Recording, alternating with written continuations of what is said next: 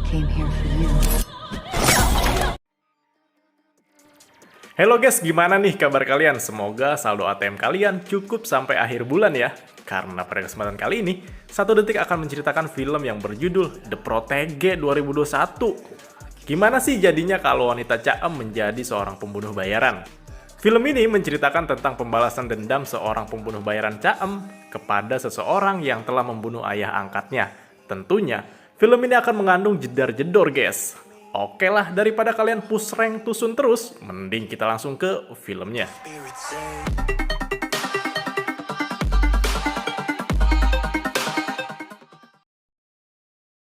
Berlatar pada tahun 1991 di kota Da Nang, Vietnam. Di sana terlihat seorang pembunuh bayaran profesional yang bernama Modi. Kemudian, ia mendatangi sebuah bangunan. Namun di situ, sudah banyak mayat yang tergeletak. Lalu Modi mencoba memeriksa keadaan sekitar dan tidak disengaja ia menemukan tumpukan uang secara gratis tanpa harus manggul guys. Setelah menyisir setiap sudut ruangan, Modi mendengar suara dari dalam lemari dan tiba-tiba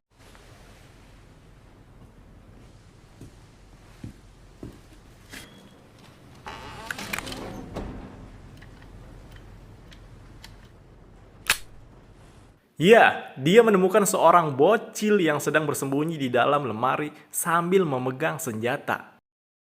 Karena merasa kasihan, Modi pun mengajak bocil itu untuk ikut bersamanya. 30 tahun kemudian di Bukares, Rumania, diperlihatkan dengan salah satu anggota mafia yang sedang mencari anak dari ketua mafia yang bernama Vali. Ternyata, Vali ini sedang diculik entah dari geng mana. Namun penculik ini tidak takut sama sekali dengan mafia ternama di kota itu. Lalu penculik itu meminta uang tebusan sebesar 3 juta euro kepada ayahnya Vali atau bos mafia.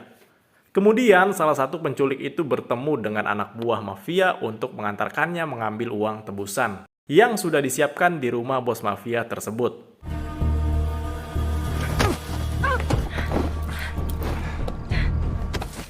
Setibanya di kediaman bos mafia atau bapaknya Vali yang bernama Don Pereda, sudah menyiapkan uang tebusan yang diminta.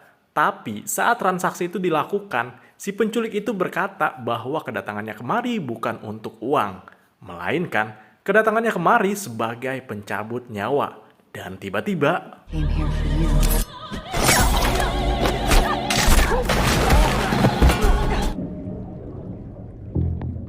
akhirnya, si ketua geng pun modar setelah lehernya dicocol handphone yang sudah dimodifikasi pisau dapur.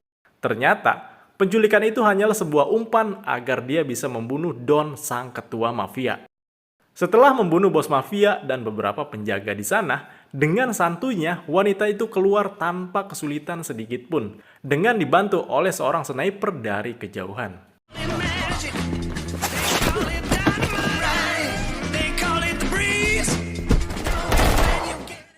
Setelah berhasil membunuh Don, lalu ia menghampiri rekannya yang sudah menunggu.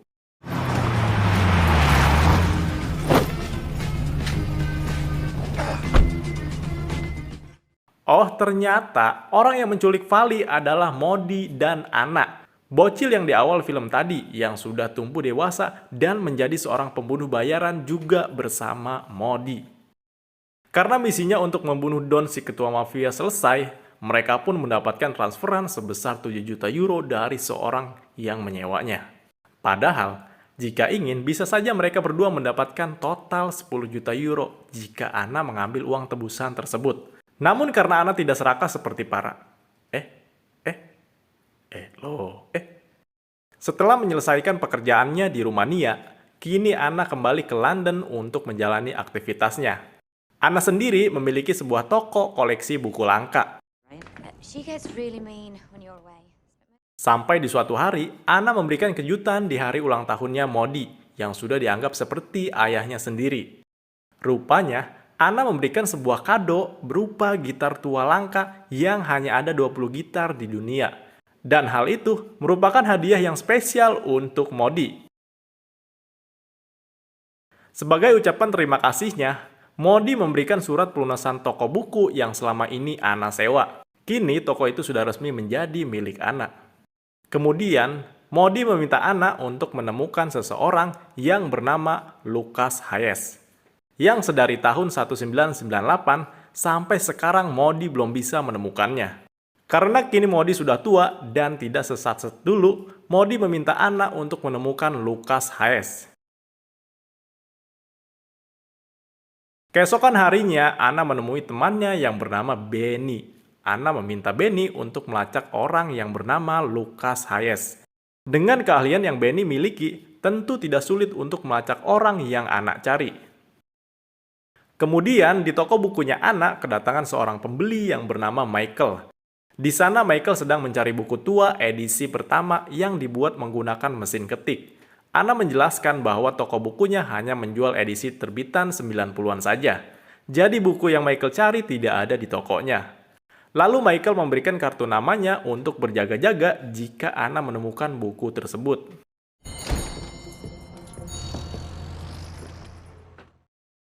Di malam harinya, Anna kembali mendatangi rumah Modi. Tapi di sana Anna menemukan ibu tirinya sudah tidak bernyawa. Anna pun memeriksa di setiap ruangan. Terlihat gitar yang dia berikan kepada Modi sudah hancur. Lalu, saat Anna memeriksa kamar mandi, Anna menemukan mayat Modi yang sudah terbaring di bathtub. Kemudian, Anna mengambil drone milik Modi yang sudah Modi siapkan sebelum kematiannya untuk mengambil USB miliknya. Setelah melihat pembantaian kepada orang tua angkatnya, Anna langsung menuju Benny guna mencari tahu siapa di balik pembantaian tersebut. Setelah sampai di tempat Benny, namun sangat disayangkan, Benny pun sudah tewas dengan mengenaskan menjadi Benny panggang. Lalu Anna menyimpulkan bahwa setiap orang yang ingin mencari tahu tentang Lucas Hayes akan tewas seperti Benny dan ayah angkatnya. Merasa dirinya sedang terancam, Anna pun menuju toko bukunya untuk mengambil perlengkapannya. Setelah merapikan beberapa peralatan yang ia perlukan, tiba-tiba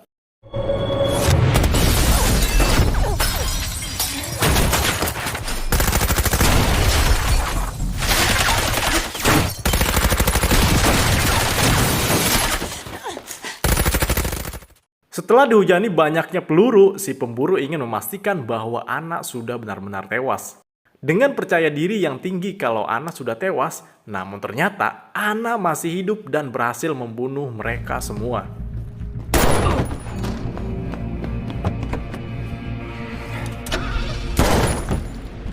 Keesokan harinya, Anna pergi mengunjungi sebuah warnet untuk mencari tahu tentang seseorang yang bernama Lucas Hayes. Dan saat menemukan fakta tentang Lucas Hayes, ia hanyalah seorang anak remaja yang kini sedang dirawat di salah satu yayasan yang berada di Vietnam. Anna juga menemukan fakta bahwa ayah dari Lucas Hayes yang bernama Edward Hayes dibunuh pada tahun 1991. Lalu ketika Anna membuka USB milik Modi yang mengarah kepada seseorang yang bernama Josie Nopol. Beliau adalah mantan rekan bisnis dari Edward Hayes.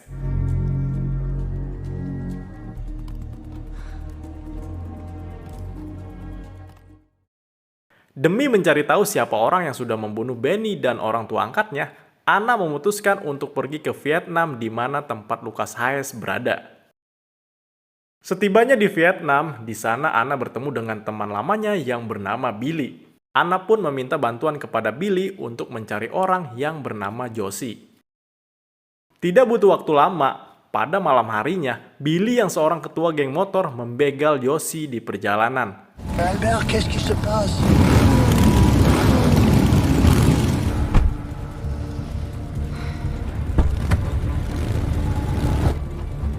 I look forward to hearing from you.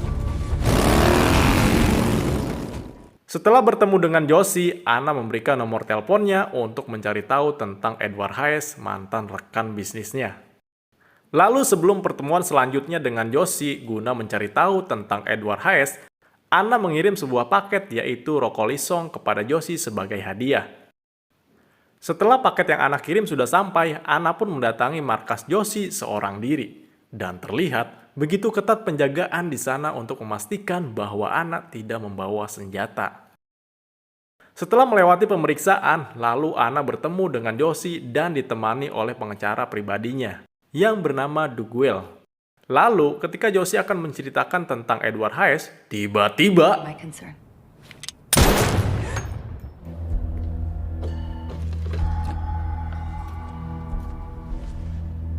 Austin Lucas Hayes. Ya, rupanya Duguel adalah orangnya Edward yang bertugas untuk memata-matai Josie agar tidak buka suara tentang Edward Hayes. Jadi sebenarnya apakah Edward Hayes ini benar sudah mati atau tidak? Kalem ngap.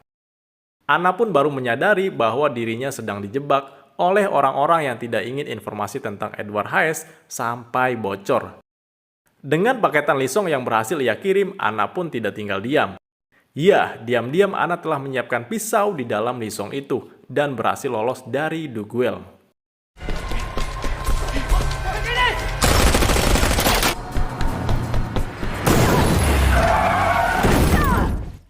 Tapi sayangnya, Anna harus tertangkap juga setelah tertabrak mobil. Di sana Anna disiksa habis-habisan agar mengatakan siapa orang yang sudah mengirimnya untuk mencari tahu tentang Edward Hayes. Di situ Anna tetap kuat pada pendiriannya untuk tidak memberitahu tujuannya. Tak lama kemudian, datang Michael yang kembali bertemu dengan Anna. Michael tidak menyangka di balik kecaeman Anna adalah seorang asasin yang sangat berbahaya. Di situ Michael menjelaskan bahwa mereka semua bekerja pada orang yang sama.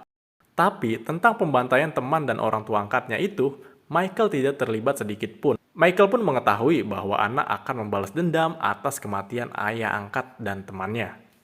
Duguel yang mengetahui bahwa Michael menyukai Anna, ia memutuskan untuk membunuh Anna secepatnya. Saat Anna akan dibunuh, tiba-tiba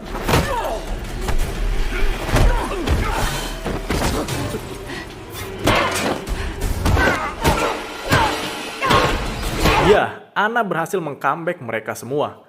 Setelah berhasil melarikan diri, Anna menemui Billy untuk mencari tahu lokasi yayasan tempat di mana Lucas Hayes berada. Since we've had a visit from the Ministry of Health. To request records since we are in the midst of a study. Thank you. Di sana Anna menyamar sebagai petugas sensus kesehatan dan menemukan data Lucas Hayes yang ternyata kondisinya sangat memprihatinkan sejak umur 6 tahun. Lucas Hayes tidak bisa bicara, tidak bisa melihat, dan tidak bisa mendengar. Beruntung menurut kepala yayasan ada seorang donatur yang bersedia membayar semua fasilitas selama ia tinggal di yayasan ini. Di sisi lain, Michael ditugaskan oleh bosnya yang belum diketahui namanya ini untuk segera membunuh Anna. Kemudian, ketika Duguel sedang di kamar mandi, tiba-tiba Anna sudah berada di situ untuk membalas dendam karena Duguel telah menyiksanya. Terlihat Michael juga mendatangi Duguel, namun sayang Anna telah menggantungnya. Dan ketika Michael sedang lengah, Anna pun berniat untuk menghabisinya dan perkelahian pun terjadi.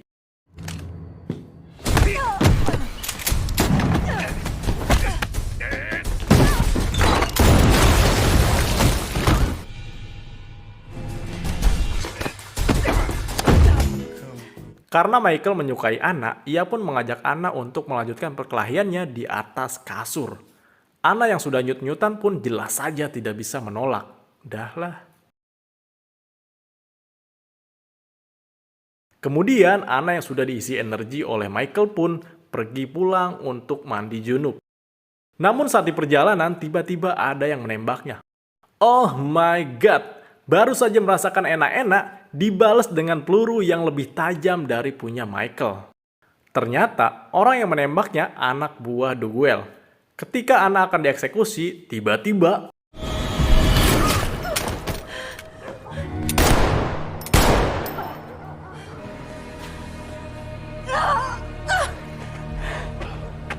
ternyata Modi masih hidup. Modi menjelaskan bahwa saat para pembunuh bayaran menggerebek rumahnya, dia berhasil menghabisi para pembunuh bayaran itu. Modi juga sengaja menghancurkan wajahnya lalu meninggalkan pakaiannya agar kepolisian mengira yang tewas itu adalah dirinya. Namun sayang Modi tidak bisa menyelamatkan istrinya. Keesokan harinya, bos Michael yang sudah mengadakan sebuah pesta besar dengan mengundang orang-orang kaya. Ia pun segera mengerahkan semua pasukan guna memperketat keamanan di sana. Dan harus terus waspada dengan kedatangan sosok Anna. So many familiar faces, dear friends and close few unfamiliar faces. Ya, Anna berhasil menyamar sebagai pelayan di tempat itu untuk membunuh orang yang selama ini ia cari, yaitu Edward Hayes. Yang Anna ketahui setelah menyiksa Duguel bahwa bosnya adalah Edward Hayes. Saat Anna akan menembak Edward, namun aksinya digagalkan oleh Michael yang berhasil mengetahui penyamarannya. Merasa dalam bahaya, Edward pun segera diamankan ke dalam bunker rahasia. Anna yang mendapatkan luka tembak di perutnya melarikan diri dari kejaran Michael. Di sisi lain, ternyata Modi berhasil masuk ke dalam bunker menggunakan sandi yang ia dapat dari drone miliknya. Modi pun menceritakan kebusukan yang dilakukan Edward sewaktu dulu. Dahulu Edward menyewa Modi untuk pura-pura membunuh dirinya sendiri dengan tujuan yaitu untuk memalsukan kematiannya. Namun karena dahulu Modi tidak mengetahui kejahatan yang dilakukan Edward benar-benar fatal, ditambah ia sudah membunuh istrinya Modi, kini ia akan menebus kesalahannya di masa lalu dan membalaskan dendam kematian istrinya dengan cara membunuh Edward secara permanen menggunakan sebuah bom yang sudah ia siapkan. Dan tiba-tiba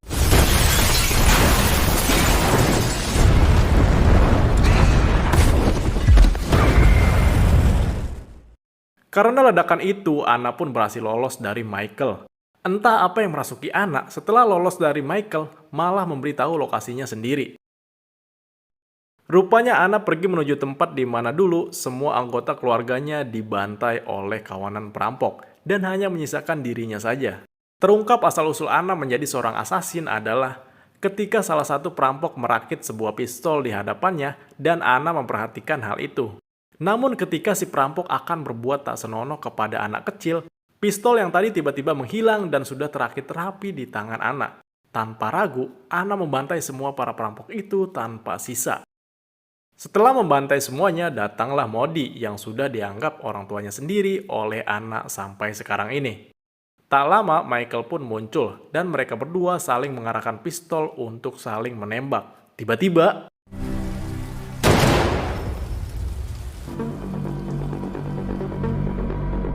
ya, anak selamat dan berhasil membunuh Michael. Dan Michael yang sudah jatuh cinta sedari pandangan pertama tidak sanggup membunuh Anna. Udahlah. Film pun selesai.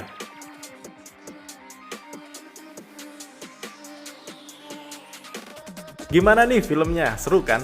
Berawal dari keluarga Anna yang habis dibantai oleh perampok, membuat Anna menjadi pribadi yang pemberani. Lalu kemudian Modi yang memang pembunuh bayaran, merawat Anna hingga sampai menjadi pembunuh bayaran yang mengerikan. Dan di masa lalu, Modi yang melakukan kesalahan karena membantu Edward terbebas dari segala kejahatannya. Setelah ia baru mengetahui bahwa Edward orang yang tidak bisa diampuni, akhirnya Modi memutuskan untuk menebus dosanya dengan cara mencari Edward Hayes, melewati anaknya yang bernama Lucas Hayes, untuk benar-benar ia bunuh. Modi yang merasa hidupnya hanya sebentar lagi karena sebuah penyakit, ia memutuskan untuk meledakkan diri bersama Edward Hayes. Guys, sorry ya, pembawaannya lagi kurang enak karena gue lagi sedikit sariawan men, sorry ya. Oke, mungkin segitu aja untuk video kali ini. Gue Bayu Kusuma dari 1 Detik, pamit undur diri. Bye-bye.